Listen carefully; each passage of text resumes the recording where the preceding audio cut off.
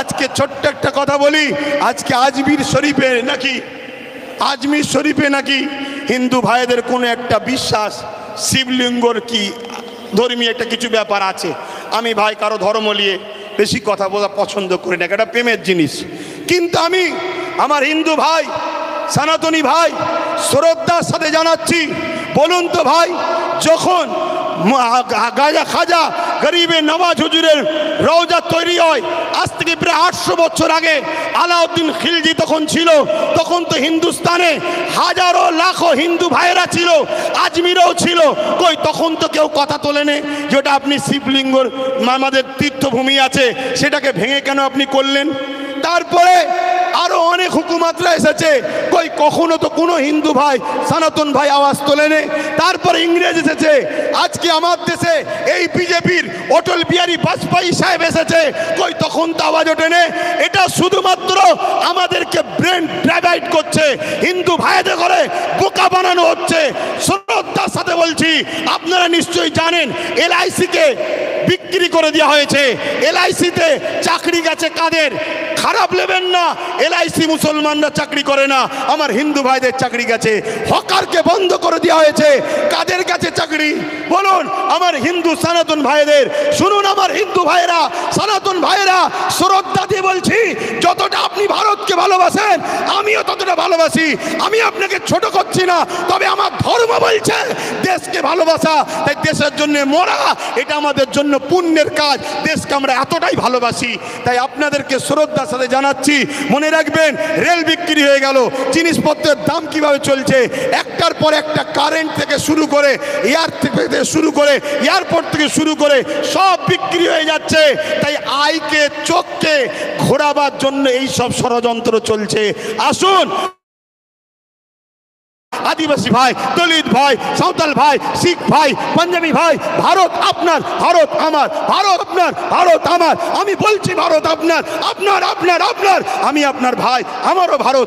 আসুন মিলেমিশে যেভাবে ব্রিটিশের কালো থাবা থেকে আমার দেশকে আজাদ করেছি, এই সকল অশুভ যারা দেশকে লুটছে এদের হাত থেকে আমরা দেশকে আবার নতুন করে ফিরিয়ে সুন্দর করে সাজাবার জন্য কাঁধে কাঁধ মিলিয়ে চলি।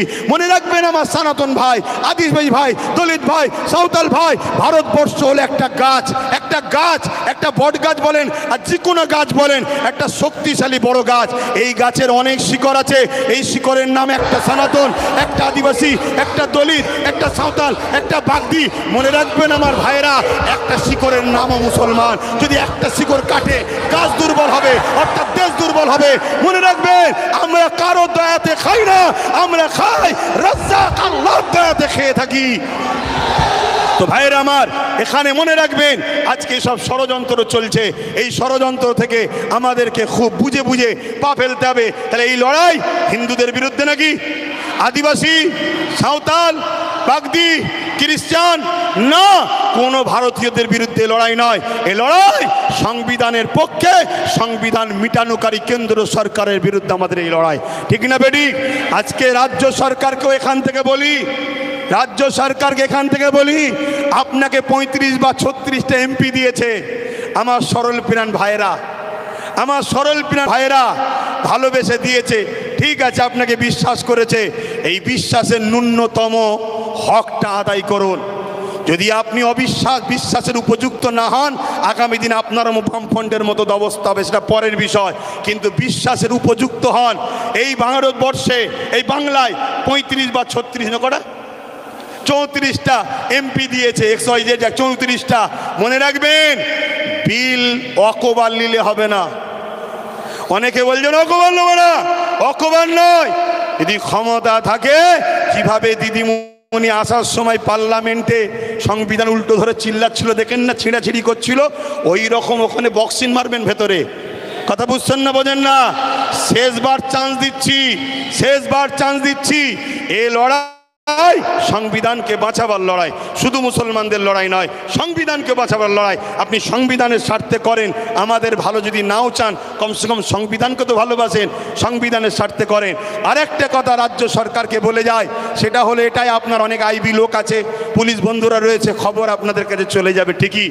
শ্রদ্ধার সাথে বলছি, যে ওয়াদা করেছিলেন ওয়াকাফ ফিরিয়ে দেব, এই ওয়াকাফকে ইমিডিয়েটলি ফিরিয়ে দেন, ওয়াকফকে যারা দখল করেছে দখল মুক্ত করেন। এ কথা যখনই বলা হবে রাজ্য সরকার কি বলে জানেন, যে ওইভাবে বোলডুজার আমি চালাতে পারবো না। কিন্তু আমরা দেখেছি এই রাজ্য সরকার গরিব হকারদের করে বোলডুজার চালিয়ে ভেঙেছে। হ্যাঁ, দেখেছেন না? দেখেন না? তাহলে আমার হিন্দু ভাইয়েরা আদি সনাতন ভাইয়েরা, আমরা আপনাদের দুশ্মন নয়। মোদি দুশ্মনের নজর আপনাদের দেখাচ্ছে। চশমা খুলে ভাইয়ের নজরে দেখেন, আপনাদের জন্য আমার জান দিতে প্রস্তুত আছি আমরা, ঠিক না বেঠিক গো? হ্যাঁ, আমার হিন্দু ভাইয়েরা আমাদের নয়, তাই বলে দিলাম। তবে মনে রাখবেন, যদি কেউ মনে করেন যে আজ মনে হয় মুসলমানরা ফেঁসে গেছে, কেন সেন্টারে আমাদের, রাজ্যে আমাদের, সব জায়গায় আমাদের, তাহলে আমি বলবো সত্য এমন একটা জিনিস, পৃথিবীর সব মিথ্যা এক জায়গায় হয়েও সত্যকে মিটাতে পারে না। কিন্তু ইনসাফের স্বার্থে, ইনসানিয়াতের স্বার্থে বলে গেলাম। যাক, আমি সংক্ষেপ করছি, শেষ কথা আপনাদের কাছে বলি, আগামী দিল থেকে বলুন, এই লড়াই কি এখানে শেষ না চলবে? এই লড়াইয়ের দুটো পন্থা আছে। একটা পন্থা হলো সংবিধান অনুযায়ী, সংবিধান যেভাবে রাইট দিয়েছে, সংবিধানের বাইরে গিয়ে আমি তাহলে নাই। সংবিধান অনুযায়ী কলিকাতার রাজপথ ধরে এই আন্দোলন পুরো দরকার হয়, একেবারে যেভাবে দখল নিয়েছে ওভাবে দখল নিতে হয়, লিয়া হবে। ঠিক আছে না বেঠিক? কথা বলেন, দরকার আছে না নাই? তো মনে রাখবেন, এ লড়াই চলবে, কিন্তু সংবিধানের ডায়েরির মধ্যে থেকে, সংবিধানের আন্ডারে থেকে, সংবিধানের বাইরে গিয়ে নয়। আর একটা কথা বলি, আপনারা বোকার মতো ছুটবেন না। ওই জায়গায় বললাম, চোর ভিড়ে ঢুকে বলছে চোদ্দার। যারা আন্দোলন করছে বিগত দিন তাদেরকে দেখা গেছে, যারা ওয়াকফ ছেড়ে খায় তাদের মুখে মুখ দিয়ে গুজুর করেছে। আমার একটু ভাষা খারাপ ভাই, কারণ আমার ছেলে শুকিয়ে আছে, তো আমার ছেলে তো খেতে পাই না, আমি তো গার্জেন, আমার বাচ্চা শিক্ষা পাই না, আমার বাচ্চা গরিব, আমার বাচ্চা কলকাতায় হোস্টেল পাচ্ছে না, পড়তে পাচ্ছে না, অথচ কলকাতায় 33 খানা এতিমখানাকে দখল করে রেখেছে শাসক। 33 খানা এতিমখানা রয়েছে কলকাতায়, ভিআইপি জায়গা রয়েছে, ওই জায়গাগুলোতে সব বিভিন্ন প্রমোটিং হয়ে যাচ্ছে, কোটি টাকার লেনদেন হচ্ছে রাজ ক্ষমতার জোরে। এমনি বলিনি যে রাজ ক্ষমতা দরকার, এমনি বলিনি রাজ ক্ষমতা দরকার। আরে আব্বাস সিদ্দিকী আসবে না, ওই নওশাদকে দিয়েছে, ওটাই থাকবে তোদের সাথে। আমি আমার যেটা করছি করব, কিন্তু তোমাদেরকে ভাবাচ্ছি, তোমরা ভাবো আজকে বিধানসভায় এতগুলো তো মুসলিম এমএলএ রয়েছে, এমপি রয়েছে।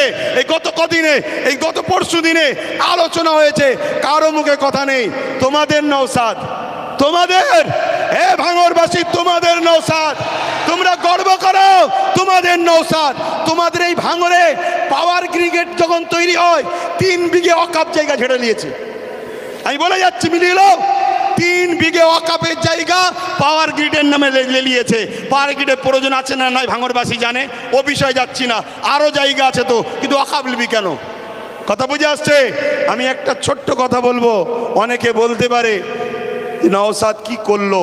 আমি একটা কথা বলবো, ওর আমি বড়, আমার ধর্মীয় হিসাব অনুযায়ী ও আমার জুতো ঘুরিয়ে দিতে হবে, ওর বড় ভাই আমি, সম্মানের দিকে।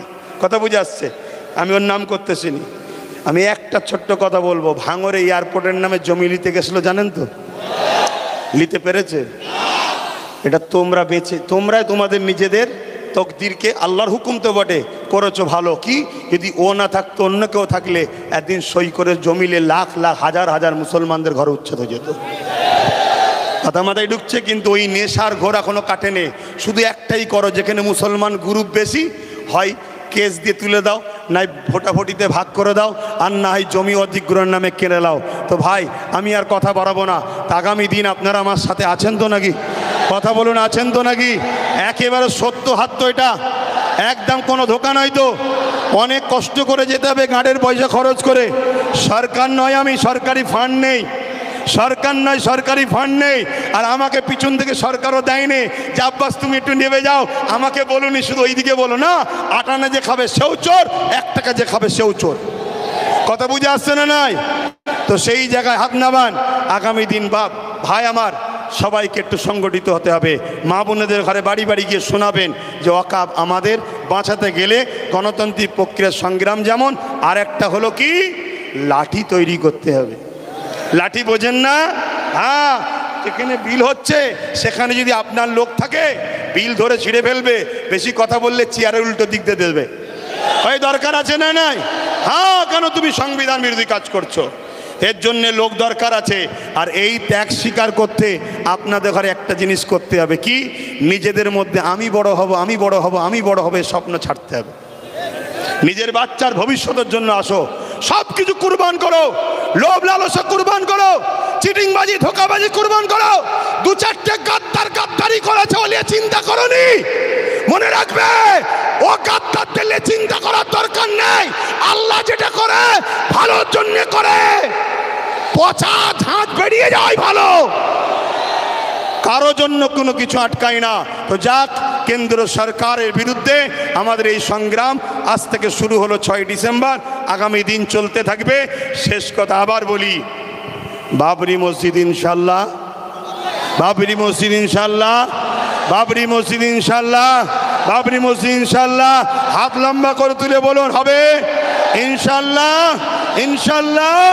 নারে দিবে, আরো দিল খুলে নারে দিবে, নারে দিবে। লব্বাইক ইয়া রাসূলুল্লাহ, লব্বাইক ইয়া রাসূলুল্লাহ।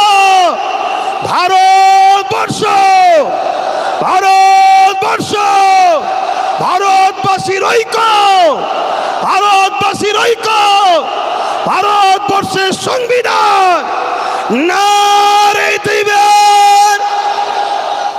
পুলিশ বন্ধুদের সঙ্গে আমাদের কোনো রাগ নেই, তারা আমাদের বন্ধু, তারা আমাদের বন্ধু। কিন্তু অশুভ লোকের হাতে ক্ষমতা চলে যাওয়ার জন্য পুলিশ বন্ধুরা বাধ্য হয় পরিবার, চাকরি, নিজের জানের হেফাজতের জন্য আমাদের উপরে লাঠিচার্জ করতে বাধ্য হয়। কথা বুঝে আসছে? তারা আমাদের বন্ধু, তারা কখনো চায় না, তারও তো ঘরে মা বোন বউ বাচ্চা আছে, তারাও তো একটা বদদুয়ার কথা মনে করে যে হাই লেগে গেলে, বদদুয়া লেগে গেলে শেষ হয়ে যাবে, আমার ছেলের ক্যান্সার হয়ে গেলে কি হবে। তাই তারা জুলুম করতে চায় না, কিন্তু বদমাইশ লোকের হাতে ক্ষমতা চলে যাওয়ার জন্য বদমাইশি করছে। কথা বুঝে আসছে? তো যাক, চিন্তা করার কিছু নেই, আমি এখানে সংক্ষেপ করছি।